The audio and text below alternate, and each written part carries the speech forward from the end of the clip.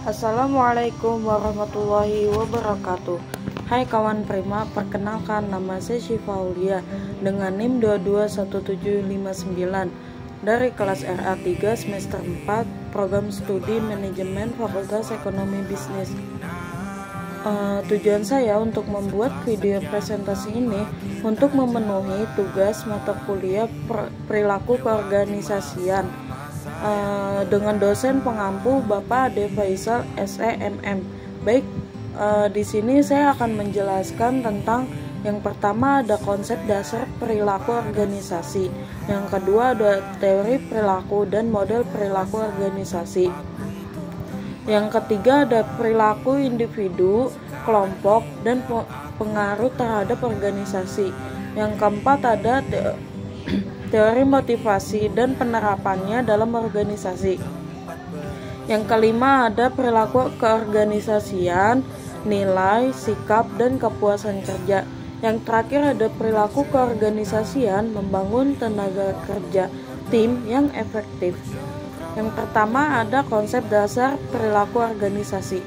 Menurut Robbins and Judge tahun 2013 memberikan pengertian terhadap perilaku organisasi sebagai suatu bidang studi yang menginvestigasi dampak individu, kelompok, maupun struktur pada perilaku dalam organisasi dengan maksud mengaplikasikan pengetahuan tersebut guna memperbaiki aktivitas organisasi.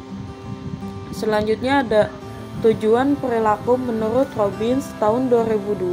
Pada dasarnya ada 3, yaitu menjelaskan tentang meramalkan dan mengendalikan perilaku manusia. Yang pertama ada menjelaskan, artinya kajian perilaku organisasi berupaya mengetahui faktor-faktor penyebab perilaku seseorang atau kelompok. Yang kedua ada meramalkan, artinya perilaku organisasi membantu memprediksi kejadian organisasi pada masa mendatang. Yang terakhir ada pengendalian, artinya perilaku organisasi menawarkan berbagai strategi dalam mengarahkan perilaku individual atau kelompok, berbagai strategi kepemimpinan, motivasi, dan pengembangan tim kerja yang efektif. Selanjutnya ada batasan perilaku. Yang pertama ada konteks organisasional, yang kedua ada lingkungan eksternal, yang ketiga ada keterbatasan sumber daya, yang keempat ada etika dan nilai, dan yang terakhir ada norma sosial. Selanjutnya ada tantangan dan peluang perilaku organisasi. Yang pertama ada merespon tekanan ekonomi, yang kedua ada merespon globalisasi, yang ketiga ada mengelola keragaman angkatan kerja, yang keempat ada meningkatkan layanan pelanggan, dan yang terakhir ada meningkatkan keahlian pribadi. Selanjutnya kesimpulan. Kesimpulan dari materi konsep dasar perilaku organisasi mencakup pemahaman yang mendalam tentang bagaimana individu, kelompok, dan struktur keorganisasian berinteraksi di dalam lingkungan kerja. Materi kedua ada teori perilaku dan model perilaku organisasi. Perilaku organisasi adalah suatu sistem yang terdiri atas pola aktivitas kerjasama yang dilakukan secara teratur dan berulang-ulang oleh kelompok orang untuk mencapai suatu tujuan. Menurut Indriyo Gito Sudarmo tahun 1997, organisasi memiliki unsur-unsur berikut. Yang pertama ada sistem.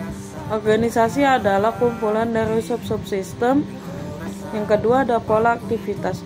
Di dalam organisasi ada aktivitas-aktivitas yang dilakukan orang yang dilaksanakan secara relatif, teratur, dan cenderung berulang. Yang ketiga ada sekelompok orang.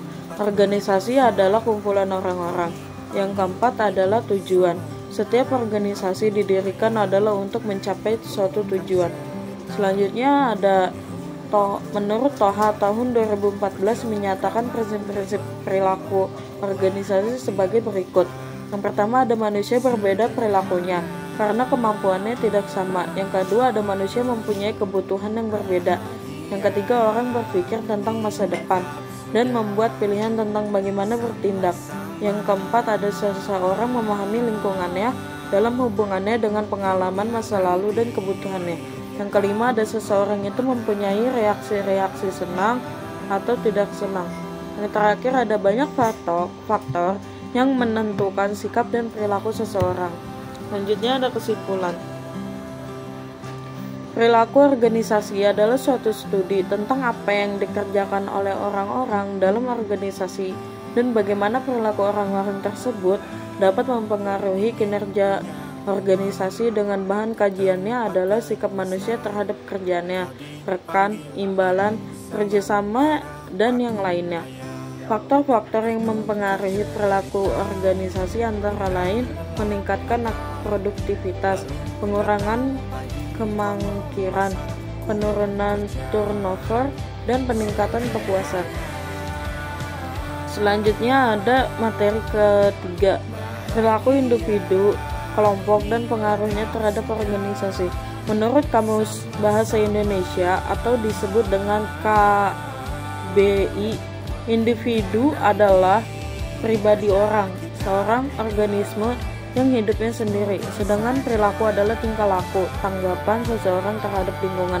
Jadi, perilaku individu adalah perilaku seseorang sehari-hari di dalam kehidupannya. Faktor yang mempengaruhi perilaku individu adalah kepribadian, persepsi, sikap, kemampuan, dan keterampilan, latar belakang keluarga, biografis, pengalaman, dan kapasitas belajar. Selanjutnya ada pengaruhnya individu terhadap organisasi. Yang pertama ada produktivitas, kedua ada budaya organisasi, ketiga ada kepemimpinan, keempat ada kepuasan kerja dan retensi karyawan, kelima ada konflik, keenam ada ketahanan organisasi, ketujuh ada etika dan integritas. Selanjutnya ada perilaku kelompok dalam organisasi. Pengertian perilaku kelompok. Perilaku merupakan suatu fungsi dari interaksi antara individu dengan lingkungannya, sedangkan kelompok merupakan dua individu atau lebih yang berinteraksi dan saling bergabung untuk mencapai sasaran tertentu. Selanjutnya ada bentuk-bentuk kelompok. Kelompok dapat berbentuk kelompok formal atau formal group, ataupun merupakan kelompok informal atau informal group. Kelompok formal dibentuk organisasi, sedangkan kelompok informal dibentuk oleh sekumpulan orang yang mempunyai kepentingan bersama. Selanjutnya ada kesimpulan. Setiap individu dalam sebuah organisasi memiliki karakteristik dan perilaku yang unik. Individu dalam sebuah organisasi biasanya membentuk kelompok untuk mencapai tujuan bersama. Kelompok dapat memberikan dukungan, identitas, dan keamanan kepada anggotanya. Perilaku individu dan kelompok memiliki dampak signifikan terhadap kinerja dan aktivitas sebuah organisasi. Selanjutnya ada teori keempat, teori motivasi dan penerapannya dalam organisasi. Menurut Mitchell, motivasi mewakili proses-proses psikologikal yang menyebabkan timbulnya, diarahkannya, dan terjadinya persistensi kegiatan-kegiatan sukarela yang diarahkan ke tujuan tertentu. Selanjutnya, menurut Guy, lebih suka menyebut pengertian motivasi sebagai sejumlah proses yang bersifat internal atau eksternal bagi seorang individu yang menyebabkan timbulnya sikap antusiasme dan persistensi dalam hal melaksanakannya kegiatan-kegiatan tertentu. Selanjutnya ada proses timbulan motivasi seseorang. Yang selanjutnya ada kebutuhan yang belum terpenuhi. Yang pertama ada mencari dan memilih cara-cara memuaskan kebutuhan. Yang kedua ada perilaku yang diarahkan pada tujuan. Yang ketiga ada evaluasi prestasi. Keempat ada imbalan atau hukuman. Kelima ada kepuasan.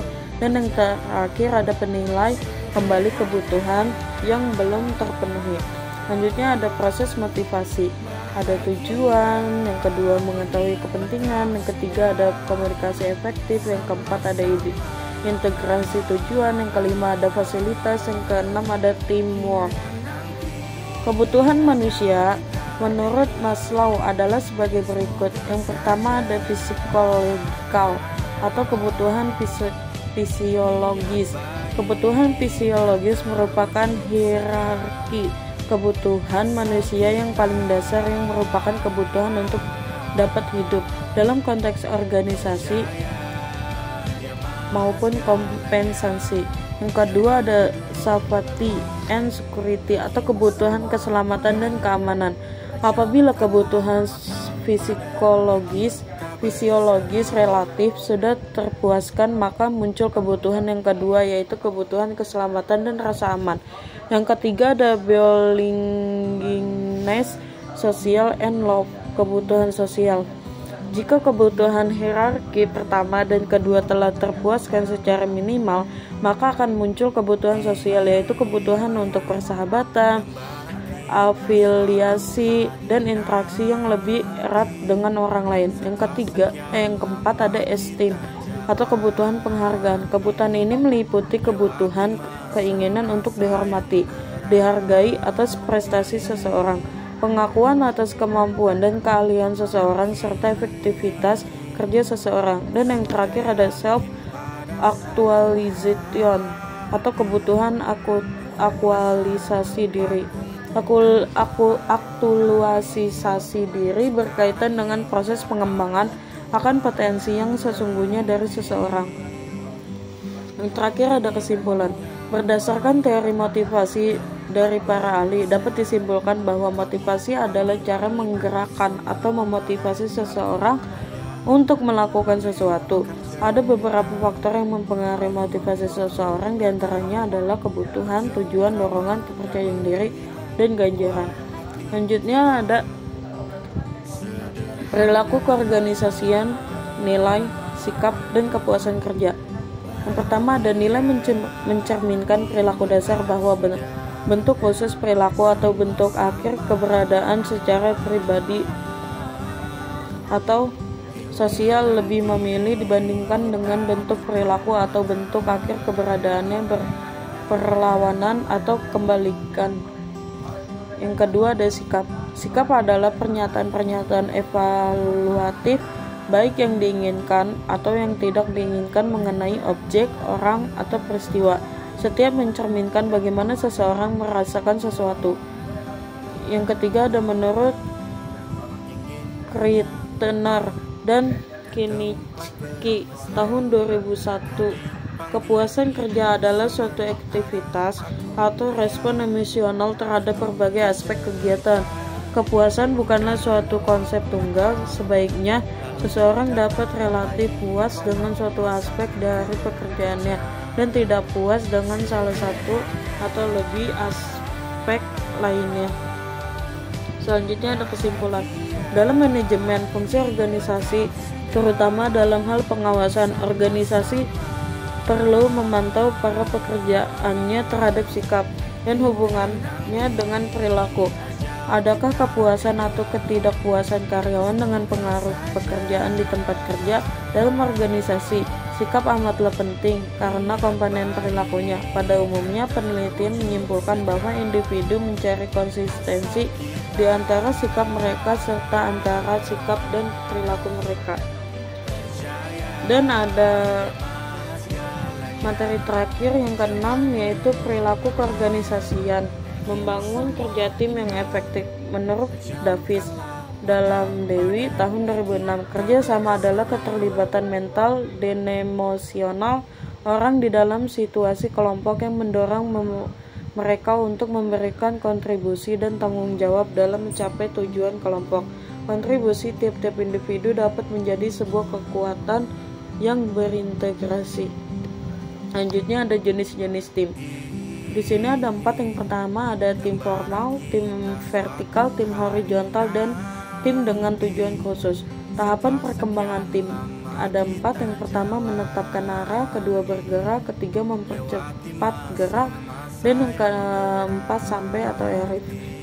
Selanjutnya ada pengelolaan pertemuan tim. Di sini ada 3. Yang pertama ada persiapan, yang kedua menetapkan tujuan pertama, dan yang ketiga menyusun agenda pertemuan. Selanjutnya ada kesimpulan.